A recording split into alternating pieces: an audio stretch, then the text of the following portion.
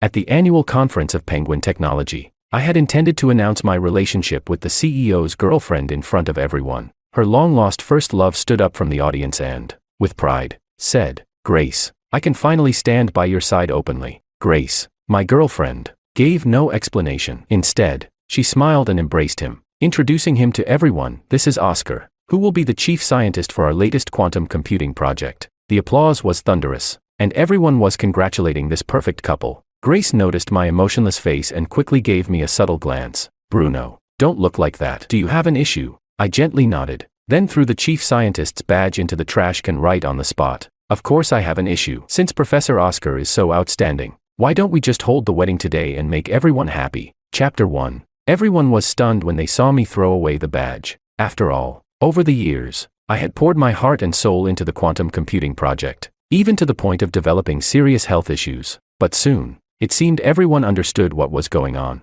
and they all gave me thumbs up, calling me magnanimous. Only Grace Lee, standing on the stage, had a terrifyingly dark look in her eyes. In the face of her gaze, I couldn't be bothered to explain anymore. Grace despised office relationships. We had been married for 5 years, and she never mentioned it to anyone. I had asked many times to make our relationship public, but she always said that as CEO, she had to set an example. She promised that once the quantum computer project succeeded, she would tell everyone. But now she had given everything to someone else. Seeing the admiration in everyone's eyes toward Oscar, Grace finally couldn't hold back and spoke. "Bruno, what are you making a fuss about this time?" I smiled faintly and replied, "I'd rather miss 1,000 opportunities than betray one person." I had given my all, but it couldn't compete with a single word from another. I said no more and turned to leave. This success in research was the result of sleepless nights and my full dedication. It was only through leveraging all my connections that we managed to break through the core issues of quantum computing in just 3 years. I had collapsed countless times in the lab,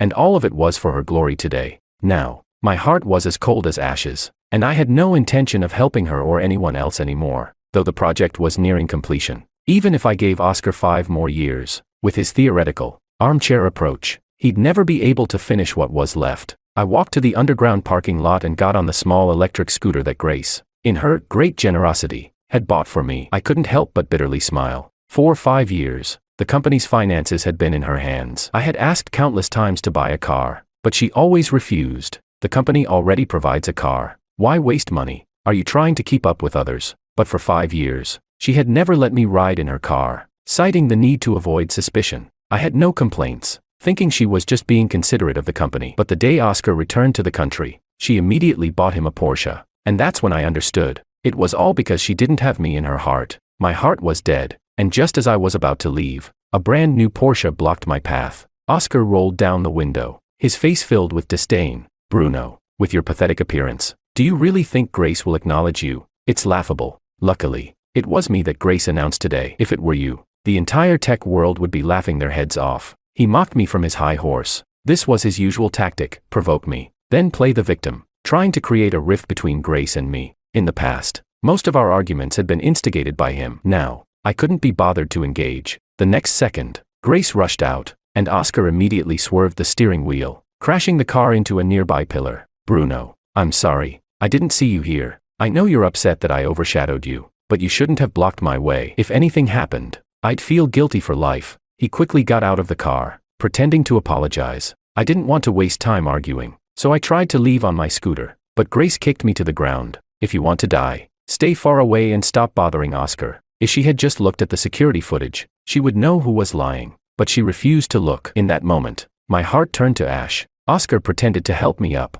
but I impatiently pushed him away. He immediately feigned injury and fell to the ground. It was a pathetic performance, but unfortunately, some people were easily fooled. Grace immediately slapped me without hesitation, then lovingly embraced Oscar. She drove him to the hospital, running several red lights along the way. Watching this, I couldn't help but recall the time last year when I had bled from gastric ulcers after working day and night to secure project investments. She only had her assistant send me a bottle of medicine. I bitterly smiled and picked up my electric scooter to head home. That night, Oscar updated his social media. "Sometimes injury is a blessing. It's nice to have someone take care of you." The photo showed Grace feeding him, smiling warmly. I commented emotionlessly, "Wishing you both a lifetime of happiness." A moment later, Grace called me. I thought she would blame me for ruining the atmosphere, but instead, she spoke softly. "Bruno, Oscar is just like that. Once he adjusts to the work environment, I'll make our relationship public. The title of chief scientist is just a formality. The project is still under your lead,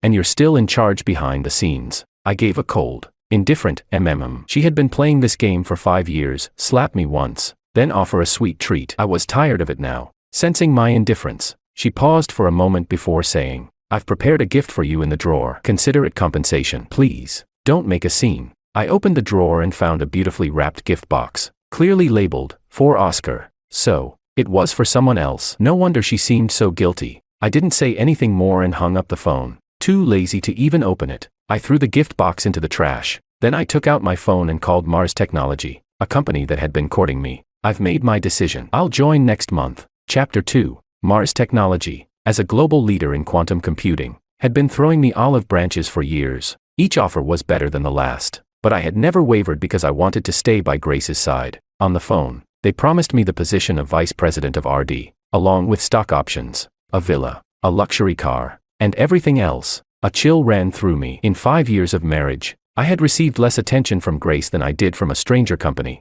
I remembered when she casually said she wanted to become the queen of technology. So I gave up a lifetime tenure at a prestigious foreign university and chose to start from scratch with her. Countless sleepless nights spent debugging code, countless times rushing to meetings for the project. I wore my body out. In the end, I single-handedly lifted Grace, who knew nothing about quantum computing, to the position of CEO, while I quietly stayed in the background as a technician. I gave her everything she wanted, but in the end, I had become someone else's stepping stone. From now on, I would live for myself. That night, I booked my flight and wrote my resignation letter. I also sent the final technical parameters and testing plans for the quantum computer to Grace. Now, everything between her and me was settled. While packing my bags, I came across many dusty memories, couple watches, custom coffee mugs, lab photos, a celebratory video from the first paper we published. These were all things Grace had collected little by little, but I didn't know when they had gathered dust. Probably since the day Oscar returned to the country. We used to stay up late writing code together, celebrating project breakthroughs. She used to take care of me when I was sick, and we swore to change the world together. But then came the nights she didn't come home, and Oscar's academic discussions. Even when I was hospitalized due to overwork, she never came to visit. It turned out that true love could expire. I once asked her why, but all I got in return was her disdain and impatience. We've been together so long, and you still don't get it. Oscar is a top expert in the field. Of course, he should get more resources. Can't you grow up? Looking at the photo in my hand, I suddenly felt ridiculous and tossed it into the trash. My phone vibrated. It was a message from Grace. I have to accompany Oscar to an academic conference tonight. We'll celebrate our anniversary another time. I didn't reply, silently canceling the reservation for the Michelin restaurant and the custom projection confession. In the past, she would just cancel on me without notice, but this time, at least she told me in advance. Bored, I scrolled through videos, and the top trending topic was female CEO and scientist stroll under the moon, with a picture of Grace walking hand in hand with Oscar on campus. The comments were full of well wishes, and I absent-mindedly gave it a like. After a shower, I went to a bar to relax, and also to meet with a lawyer to draft a divorce agreement. When I came home in the early morning, I saw Grace standing at the door with a dark expression. So now you're learning to stay out all night. Chapter 3. I yawned, a bit surprised. She didn't spend the night out. In the past, whenever it involved an academic event with Oscar, she would never leave his side, almost as if she needed to be with him 24/7. I ignored her and walked toward the bedroom, but she grabbed my arm. After all these years of marriage, now you're learning to go to bars. I specifically canceled the seminar to come back and be with you. And this is how you treat me, Bruno. Do you even remember you're a husband? A husband? Grace could lie without batting an eye, and now she was talking to me about responsibility. It was our wedding anniversary, and she was walking around campus with another man. Yet she had the nerve to question my lack of responsibility. In the past, I used to stay up waiting for her to come home, but she would say I was too clingy and not independent enough, telling me to focus on the project instead. Now, when I stopped caring, she started getting obsessive. I half-heartedly responded, preparing to go to bed, but she forcefully pulled me up and stared at me coldly. I haven't taken a shower yet. You're going to stay with me. In the past, this request would have made me ecstatic. I would have carefully prepared the water at the perfect temperature and added her favorite essential oils. But now, I only found it ridiculous. Noticing the faint red marks on her neck, I felt disgusted and impatiently pushed her away. I've already showered. You can go by yourself. She looked at me in disbelief. It's just a little while on our anniversary. I told you. The seminar ran late. How can you be so inconsiderate? You went out drinking. Did I say anything? Why are you giving me this attitude? She stormed out, slamming the door behind her. In the past, I would have chased after her, apologized, and tried to cheer her up. Now, I just climbed into bed and slept soundly. The next morning, I slept until I naturally woke up and made myself a delicious breakfast. Just as I was about to eat, I realized Grace was home. In the past, she would never come back unless I apologized first. Reluctantly, I pushed the breakfast toward her, and her expression softened a bit. I noticed the lab access card lying on the table and froze. This was the highest level access card, able to enter all experimental areas. I had applied for it multiple times, but had always been rejected. Seeing my reaction, Grace awkwardly explained, "This is a birthday gift for Oscar. We'll talk about yours later." I felt like I had just fallen into an ice pit and laughed bitterly. Of course, she wouldn't think about me. I forced a smile, nodded, and handed her 2 documents. "Sign these." She impatiently took them. "You think just because I'm being nice, you can take advantage of me." The first resignation letter, she signed without even looking up. Though I had expected this, my heart still ached. For the second document, the divorce agreement, she signed it as well, but then realized something was wrong.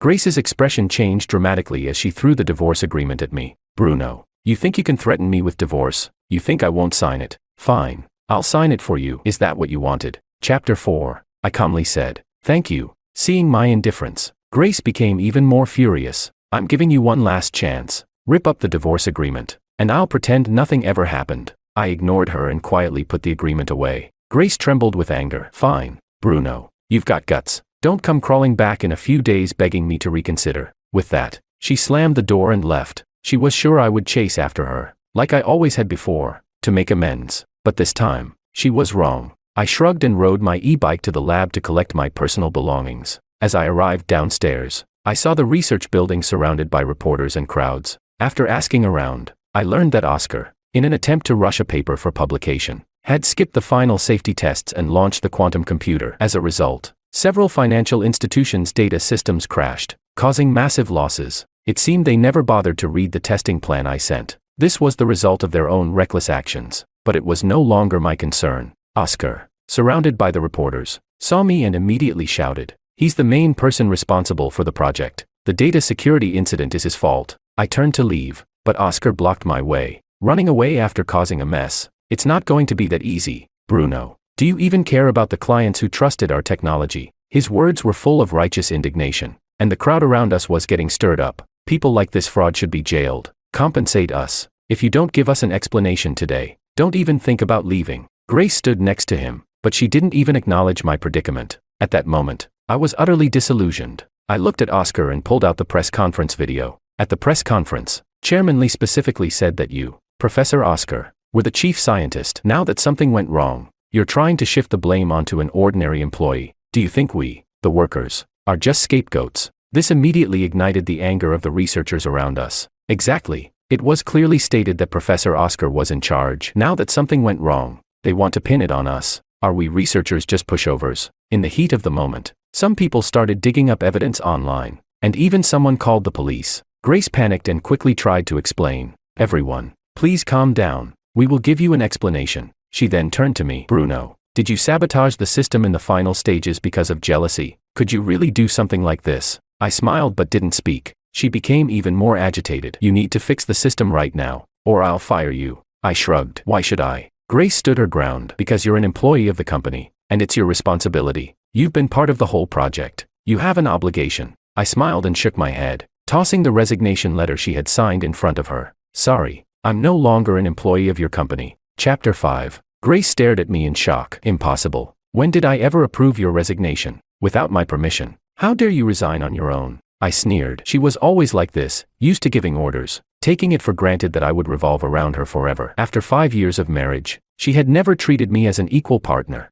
I had given up everything for her technological dreams, working tirelessly for 8 years, silently solving all technical problems behind her. The reason was simple: I loved her. But I had forgotten that one-sided sacrifice only leads the other person to take more and more. And in the end, she casually handed over all my years of effort to someone else. Now, I no longer loved her. She no longer had the power to make me bow down. So her threats now seemed so ridiculous. Grace, hysterical, shouted, "Who gave you permission to resign?" Oscar rushed over immediately, ripping up the still unopened resignation letter into pieces. "Grace, a core technical person like him needs your personal approval to resign. Since you had no idea, This resignation letter must be forged. You vile person. You think you can escape responsibility with these dirty tricks, Bruno. You're so naive. I wasn't fazed. I took out another resignation letter from my bag. Tear it up if you want. I have plenty more. If you get tired of tearing them, I'll happily tear them with you. Also, I don't deserve the title of core technical person. The real core person is you. You managed to become the chief scientist without even understanding anything. Your skills must be impressive. If that's the case, why don't you fix the system yourself? A returned PhD. Can't even understand basic quantum entanglement. Can you? Oscar's face turned dark, obviously stung by my words. Grace, seeing her so-called genius being humiliated by me, couldn't hold back her fury and charged at me. Shut up. RD was always your responsibility. Now you're making sarcastic remarks. Do you know how hard Oscar worked to clean up your mess? Apologize to him immediately and go fix the system. I sneered. It was no surprise she was so eager to protect him. Looking at the 5 years we had been married, every time the project hit a bottleneck and people questioned it, not only did she never speak up for me, but she also publicly criticized my abilities. Yet, I naively thought she was motivating me. Seeing me remain silent, Grace took another step closer. What are you waiting for? Go fix the system. I calmly showed her the resignation letter I had signed. Chairman Lee, you might want to take a good look. This is your signature from this morning. Chairman Lee is a busy person, so it's understandable that he forgets small matters like this. After all, I'm just an insignificant nobody, hardly worth remembering. Grace's face turned pale as she stared at the signature in disbelief. This can't be. Chapter 6. Her words hung in the air as she grabbed the resignation letter from my hands and began to examine it carefully. I sneered. What's wrong, Chairman Lee? Want to rip it up too? Go ahead. I've got the original. I can print as many copies as you want. Only then did Grace have to face reality. I had no further ties with this cold-blooded laboratory. Bruno, the resignation letter you made me sign this morning was for your resignation. How has the lab wronged you? How have I wronged you? You're repaying kindness with betrayal like this. I was stunned by her shamelessness. She had the nerve to ask how she had wronged me. I was the one who built this quantum laboratory from scratch, and yet she handed over the highest level permissions and core projects to her genius professor, refusing to give me even the most basic experimental rights. How could she ask me where she had wronged me? I remembered questioning her when she made that decision. She said the lab was our joint effort, our mutual asset, and it wouldn't matter whose hands it was in. But she never once considered whether, as joint partners, it was necessary to consult me on such decisions. She never did. Grace had never considered me as her equal. To her, I had always been the subservient one, repaying kindness with betrayal. How much have I sacrificed for this lab? Do you even know? Even if you're too busy to care about someone like me, just ask anyone in the lab, anyone, even the cleaning lady. Ask them what I've given. I've sacrificed my health, and what did you give me in return? At the press conference, in front of everyone, you handed over 8 years of my hard work to someone else. Grace panicked. I didn't do that. Oscar is a top-tier expert. How is it better for the lab if he leads the project? Why can't you just be magnanimous? I raised my hands in mock surrender. I'm not magnanimous enough. Didn't I just step aside and give your genius professor a place? What? Still not satisfied? Grace shook with rage. You're making excuses. Since it was your project, you should see it through to the end. I laughed scornfully. Professor Oscar, isn't he a returned PhD with extensive knowledge? Can't he even fix this minor system glitch? I'm giving him the opportunity to show off his talents, and now he's blaming me. Oscar's face turned red, and the people around us began whispering. Colleagues shot him disdainful looks, and some even began to quietly mock him. His fragile pride couldn't take it. He quickly adopted a pitiful expression and said to Grace, Grace, it's okay. If Bruno doesn't want to, I can handle it. Grace looked at him with sympathy. Oscar, I know you're capable, but this is Bruno's responsibility. Why should you bear the burden? She then turned to me, her voice icy. Bruno, I'm giving you one last chance. Fix the system, or leave, or else. At this point, she hesitated. I didn't care and asked, or else what? Grace took a deep breath. Or else, I'll divorce you. Chapter 7. With her words, everyone in the room was stunned. What? Chairman Lee and Bruno are married. Oh my God, I had no idea after all these years. This is shocking. It was laughable. After 5 years of marriage, no one had known until the moment of divorce. I always wondered why Bruno always kept quiet. Turns out, it's because of this. If I were him, I wouldn't have tolerated it either. My wife giving my hard work to some young pretty boy. Exactly. Working overtime on experiments, only for someone else to take all the credit. Who could stand that? This lab is a joke. I don't want to work here anymore. While the crowd was shocked, their emotions were also growing increasingly agitated. Many of the old employees had worked their way up alongside me and were already dissatisfied with Grace's behavior. Now that they knew our relationship, their anger was only intensified, and many researchers immediately tendered their resignations. But Grace clearly didn't care about that anymore. She took a step toward me. Bruno, this is your last chance. Don't say I didn't warn you. I gave her a mocking smile. Chairman did you forget something? You already signed the divorce agreement this morning. Now you're using divorce to threaten me. Doesn't that seem a bit ridiculous? Grace's face turned pale. Bruno, don't push your luck. I'll pretend this morning never happened. If you go fix the system now, we're still married. As soon as she said that, the colleagues around us couldn't hold back anymore. Bruno, don't be foolish. A woman like that isn't worth it. Grace immediately pointed at the researcher who spoke. You won't be coming to work tomorrow. The researcher sneered. If it weren't for Bruno secretly giving us bonuses and bringing us onto projects, I would have left a long time ago. Working myself to the bone for just over $10,000 a month, and I have to put up with your attitude. A PhD who doesn't even understand quantum entanglement is telling us what to do. I've had enough. As soon as he finished, other researchers also began handing in their resignations, including several key technical members. Grace was stunned, and it took her a while to snap back to reality, panic creeping into her voice. Anyone who resigns won't get a single penny in compensation. At those words, the crowd burst into laughter. What difference does it make whether you pay us or not? Grace became even angrier. If you all resign now, you'll be held responsible for the system failure. At this, the anger of the crowd reached its peak. Responsible? Let me tell you, the last bit of debugging work could have been done by anyone here. But someone had to act all high and mighty. With that, everyone turned their gaze toward Oscar. He insisted everything had to go according to his plan. Yet he skipped even the most basic safety tests. And now he wants to blame us. I'll sue you in court if you keep talking like that. Exactly. Bruno's plan was solid, but he changed it all just to rush out a paper, skipping essential procedures. Now something's gone wrong, and he wants to pin the blame on us. Do you really think we're pushovers? One by one, people started pulling out evidence, exposing it right then and there. Seeing this, the client representatives who had been watching from the sidelines finally understood the truth. They apologized to me and immediately picked up their phones to call the police. Seeing this unfold, Oscar tried to escape but was quickly surrounded by the crowd. Chapter 8. Is this how you're leaving? How irresponsible. Professor Oscar, you dare to alter the plan without even understanding the most basic quantum error correction. Is this your academic level? Surrounded by the crowd, Oscar could no longer pretend, and he hurriedly sought help from Grace. Seeing things taking a turn for the worse, Grace quickly stood in front of him. Everyone, calm down. We'll give you all an explanation. She then turned to me, her gaze sharp. Bruno, you must have sabotaged the system in the final stage, just out of jealousy for Oscar. You're doing this just to hurt him. I smiled but said nothing. She became even more agitated. You need to go fix the system right now, or else, I will never let you off the hook. I shrugged. Why should I? Grace responded confidently. Because you were involved in the entire project development. This is your responsibility. I shook my head with a smile and tossed all the documents she had signed in front of her. Sorry, I'm no longer part of the lab, and I'm certainly not your husband anymore.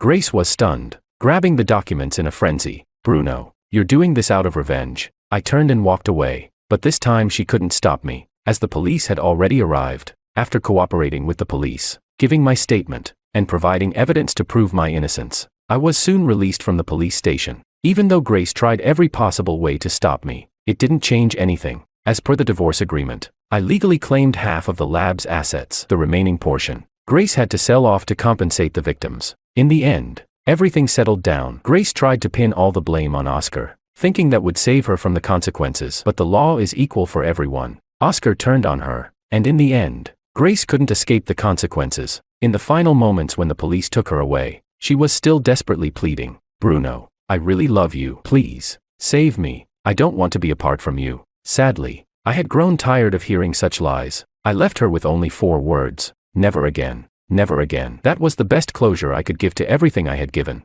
Chapter 9. In the interview room at Mars Technology, I was presenting my research achievements. Mr. Bruno, your resume is impressive, but we've received some less than ideal news. The interviewer hesitated. I knew exactly what was coming. Sure enough, the door to the meeting room opened the next second. Wait. Grace's legal team barged in. This Mr. Bruno is suspected of leaking trade secrets, and we have already filed a lawsuit against him. I gave a small laugh and pulled out a stack of documents from my bag. Please take a look at these patent certificates. All of them are under my name. As for the other core technologies, they're listed in this resignation handover checklist. Each one confirmed by Chairman Lee's signature. The lawyers flipped through the documents, their faces growing increasingly grim. This can't be, Chairman Lee said. I interrupted him. Chairman Lee said, well, we have to thank her then. After all, These signatures were all personally signed by her this morning. The interviewers exchanged glances, and the skepticism in their eyes turned to admiration. After the interview, I unexpectedly ran into someone in the break room.